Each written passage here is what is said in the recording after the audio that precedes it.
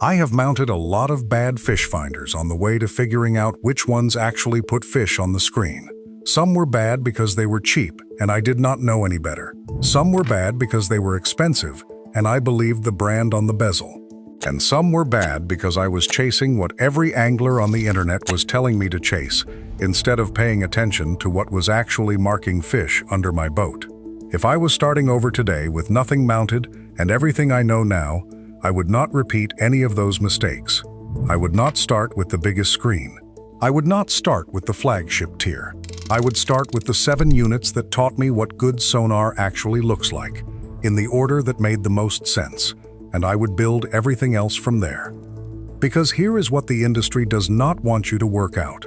The difference between a $300 fish finder and a $1,500 one has very little to do with how well it finds fish, and almost everything to do with the size of the glass, the tier printed on the housing, and a stack of features you will never touch. The part that actually marks fish, the transducer and the sonar processing behind it, is often nearly identical between the two. You are paying for the screen and the badge. The fish do not care about either. These are the 7 fish finders I would buy if I had to start over, in the order I would buy them. Not the most expensive units I have run, the 7 that would still be on my boat if I had to strip it back to 0 tomorrow. Number 1. The Garmin Striker 4. Every serious setup needs a foundation.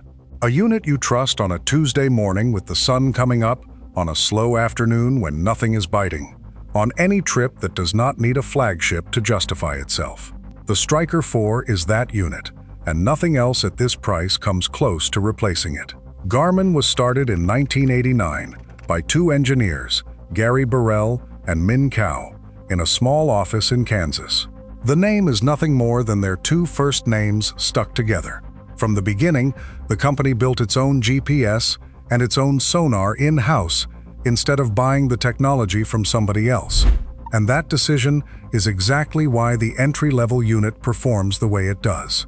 The Striker 4 runs genuine chirp sonar, built-in GPS, and a dual-beam transducer, and it retails between $100 and $160, depending on where you catch it.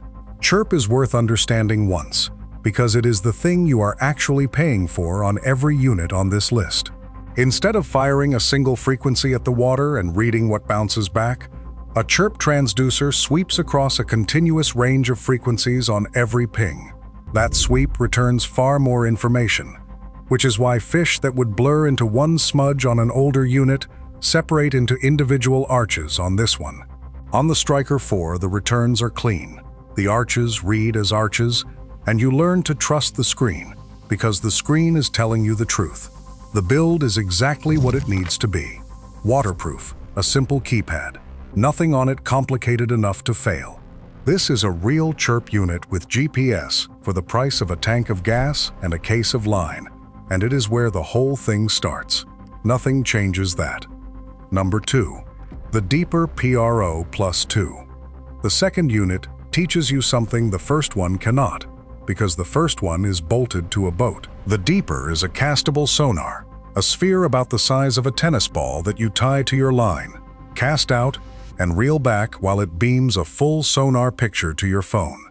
It was built by a small company out of Vilnius, Lithuania, that decided the entire idea of a fish finder needing a hull was a limitation nobody had bothered to question. The Pro Plus 2 uses a dual-beam chirp transducer, connects over its own Wi-Fi rather than Bluetooth so the range holds, and carries built-in GPS, so you can stand on a bank and map the bottom of a pond nobody has ever put a boat on. It retails between $160 and $220. What it shows you is depth, structure, weed lines, and fish arches from shore, from a kayak, from a dock, or through a hole in the ice, in water you could never reach with a mounted unit. The construction is a single sealed sphere with no ports and nothing to snap off, and it charges over a magnetic contact. For the angler who does not own a boat, or who fishes water a boat cannot follow him onto, this unit does something no flagship on a console will ever do. It teaches you that sonar was never about the boat. It was always about the transducer. Number 3. The Lowrance Hook Reveal 7. Now the picture under the boat gets sharper, and this is the unit that shows you why that matters. Lowrance is the oldest name in the category by a distance. Carl Lowrance and his sons built the first commercially successful consumer sonar in 1957, a device anglers called the Little Green Box, and effectively invented the idea that a regular fisherman could see under his own boat. That lineage is not a marketing story. It is the reason the sonar tuning on even a mid-tier Lowrance is as good as it is. The Hook Reveal 7 runs a 7-inch screen, chirp 2-dimensional sonar, and downscan imaging, and it retails between $400 and $500. Downscan is the beat this unit is here to teach. Where standard sonar gives you arches, downscan sends a thin, high-frequency beam straight down and returns a near photographic image of the bottom. So brush piles look like brush piles, standing timber looks like standing timber, and a rock pile stops being a guess. The Reveal also carries a feature Lowrance calls Fish Reveal, which lays the sonar arches directly over the downscan image, so you are not reading two screens to understand one spot. The interface is clean. The transducer that ships with it is the one you actually want, and the whole unit is built to sit in salt spray and keep working.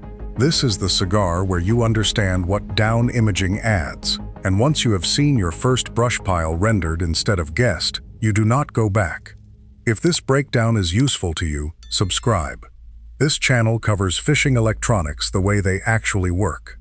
No brand deals, no sponsored picks, just honest analysis of what is actually worth your money. Back to it. Number 4. The Humminbird Helix 7 Mega Die. This is where down imaging stops being useful and starts being unfair.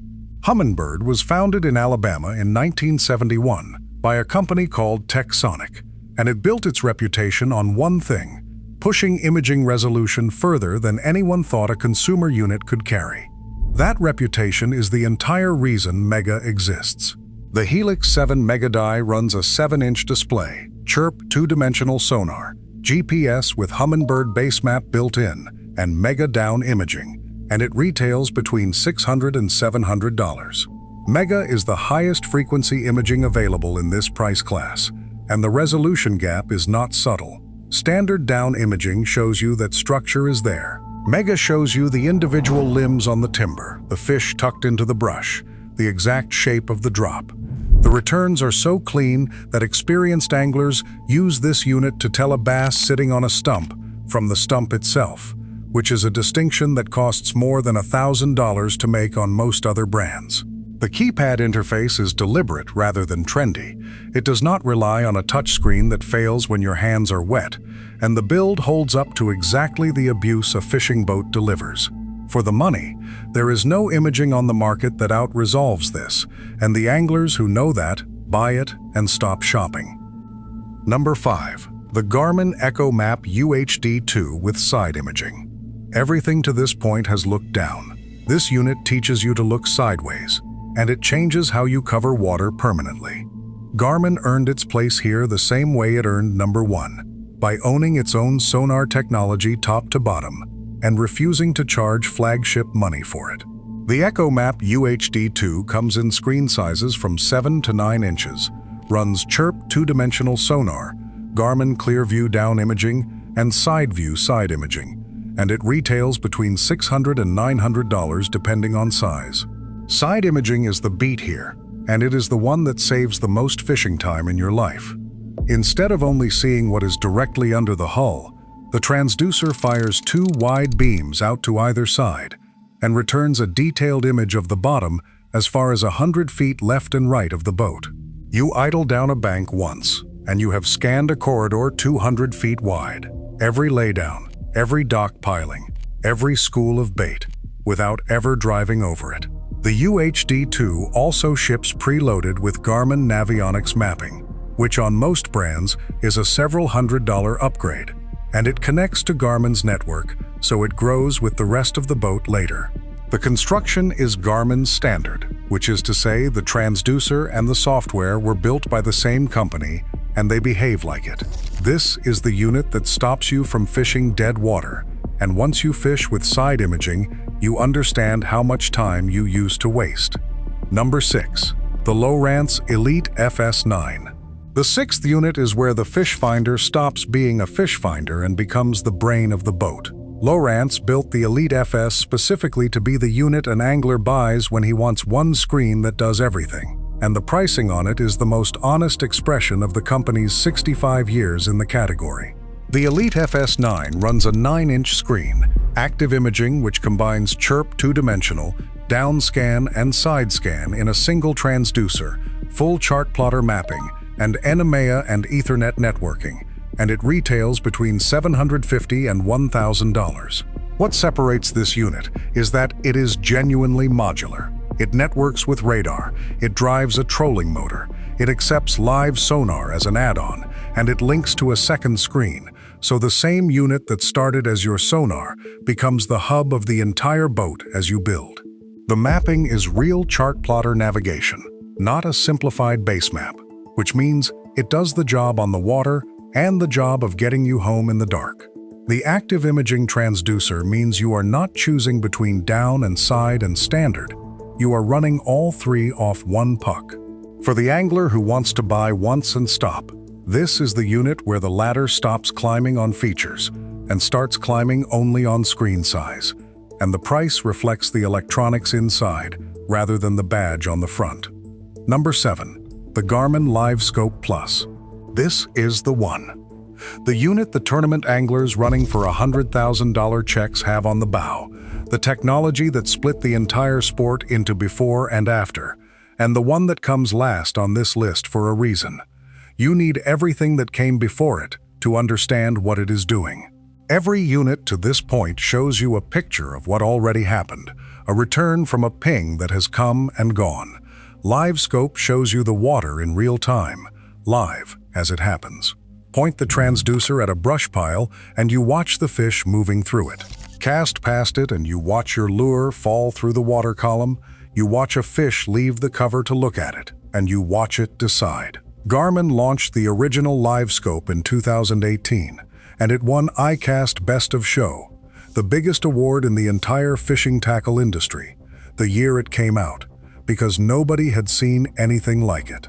LiveScope Plus is the refined version, and a full system with the transducer and the required black box runs between $1,500 and $2,000, which is why it sits at the top of the list rather than the bottom. This is not the unit you learn on, it is the unit you graduate to. The reason every serious tournament angler in the country now runs live sonar is not marketing. It is that the technology genuinely lets you fish individual fish instead of fishing water. And once you have done that, the ceiling of what you thought was possible moves. The construction is a heavy transducer and a processing box that demands its own power and its own mount. And it is exactly as involved to rig as that sounds. It is also the single largest jump in capability that has happened in this hobby in 50 years. And it is worth every dollar once you have earned your way up to it. 7 fish finders, 1 list.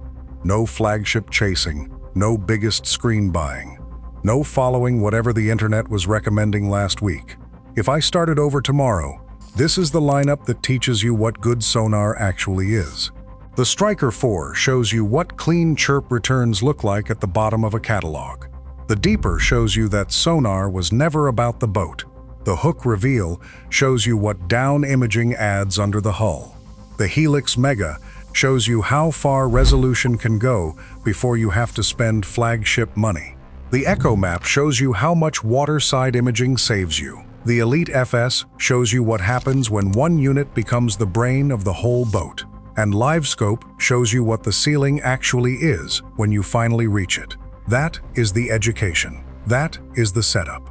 Every one of these units is sitting on a shelf right now, and the money you spend on any of them goes into the transducer and the sonar behind it, not the badge on the front, and not the size of the glass.